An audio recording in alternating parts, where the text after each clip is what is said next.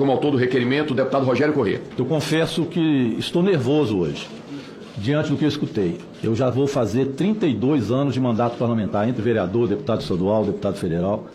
Eu nunca estive numa reunião que me deixasse tão nervoso quanto agora, pelo que ele aqui relatou. E nesse sentido eu queria fazer algumas confirmações, porque se de fato isso for confirmado, nós escapulimos de um golpe de Estado por muito pouco. A primeira pergunta que eu quero saber é tudo em relação ao ex-presidente Jair Bolsonaro. Vocês tiveram uma conversa técnica, em primeiro lugar. Sim. E ele queria saber sobre lisura das urnas? Isso, exato. E ele acreditava que as urnas não tinham capacidade de serem neutras e corretas. Isso. O presidente duvidava disso. Sim, duvidava. Foi isso que você conversou tecnicamente com ele. Sim. Ele chegou a insinuar, ou perguntar, ou pedir para que você pudesse demonstrar isso invadindo urnas? Sim, ele ofertou isso a mim. Foi quando eu disse que o código-fonte da urna, hoje, ele fica num computador que não tem acesso à internet. Então, uma invasão de fora seria impossível. Você explicou isso a ele? Expliquei isso. Deve ter ficado triste, né? Porque, veja bem, o presidente pede a alguém que faça uma invasão de urna, cometa um crime desse para invadir a urna eletrônica e mostrar que ele é falso. Segunda questão, foi o próprio presidente da República no seu encontro pessoal nessa vez. Isso. A segunda questão, ele pediu também nesse encontro, foi o que eu entendi, que o senhor fizesse uma propaganda eleitoral fake, criasse um código-fonte de uma outra urna, nada a ver com o TSE, pelo que eu entendi. Um código-fonte meu, no caso. Código-fonte seu. E insinuasse que votando 22 daria 13. Exatamente. Ou então que, realizando 20 votos 22 e 20 votos 13, o 13 teria 30, como um exemplo. Espalharia mais votos para o presidente Lula e demonstraria uma farsa, uma fraude eleitoral. Ele explicou à época que a população, ouvindo é uma coisa e vendo é outra. Vendo é verdade.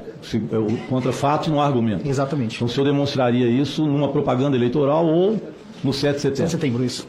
No 7 de setembro, onde a gente viu coisas absurdas no 7 de setembro. Imagina, presidente, um hacker que fez o hackeamento na Vaza Jato, que demonstrou que aquilo era verdade, gostem ou não, aquilo foi demonstrado que o que ele fez era verídico, e ele mostrando uma urna eletrônica na propaganda eleitoral, ou no dia 7 de setembro, dizendo que o 22 virava 13.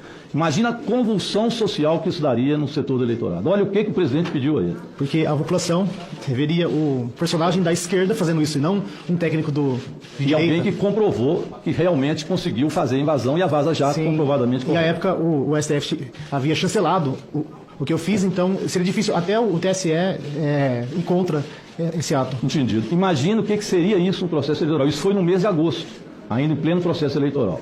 Depois o presidente, ele mesmo que te orientou, ia ao Ministério da Defesa? Sim, como eu disse, ele deu uma ordem ao general, ao coronel, né?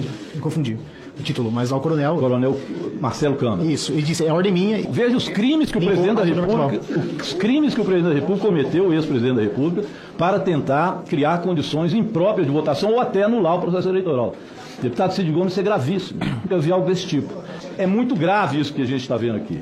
Eu realmente fico impressionado de ver como que um presidente da República pode pedir para se cometer tantos crimes, querer criar uma convulsão social, uma desconfiança geral nas urnas, completamente, e fazer com que o Brasil não chegasse às eleições, ou se chegasse, pudesse vir. Alguns podem dizer, não tem nada a ver com o 8 de janeiro. Eu digo, tem tudo a ver com o 8 de janeiro, porque esses tipos de atitude é que foram levando a que um setor da população acreditasse nos absurdos que o ex-presidente da República colocou.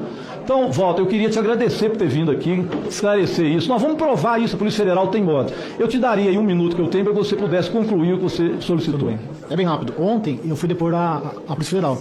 E lá eu tive acesso à oitiva do motorista e de outras pessoas. E eles confirmaram esse encontro no posto e tudo que eu narrei aqui. No posto também? Eles confirmaram a Polícia Federal, o motorista e outras pessoas. Confirmaram na Polícia Federal. Então imagine, senhores e senhoras deputados, senadores e senadoras. Isso é o que nós sabemos. Imagina o que a Polícia Federal está sabendo. Eu não duvido, presidente, diante de tudo que está acontecendo agora.